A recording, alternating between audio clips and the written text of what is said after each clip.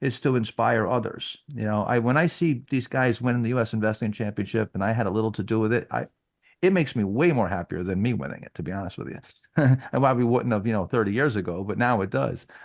So yeah, the mindset has to be where you need to be open-minded to number one, that if you're not doing well, you probably suck at it. And you're gonna suck at it because you don't know shit. And that's the bottom line. All right. And you don't know shit for 5 or 10 years.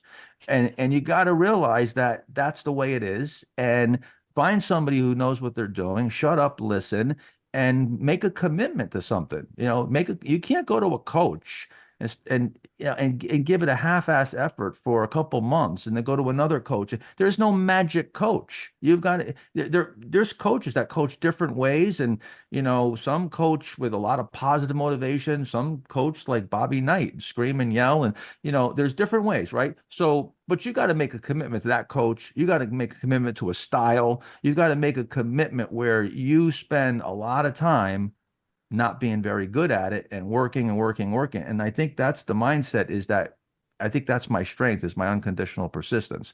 These guys, again, I don't know why, if I had anything to do with convincing them to stay with something for 15 years straight and doing it over and over, and a lot of other people too that have followed in my footsteps.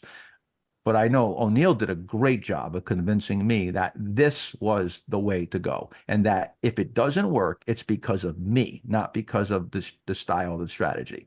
And that was the key. The key was convincing myself that it wasn't the strategy, it was me. I think that's the ultimate mindset, is the responsibility. And Mark Ritchie, I know you won the 100% challenge after 2010, attending the MTP. Was there a mindset unlock that you made there, or kind of a realization? What kind of led to that, shift in performance there? Well, I was just, again, armed with all the things that we're talking about, and the idea of, we talk about this when preparedness meets opportunity.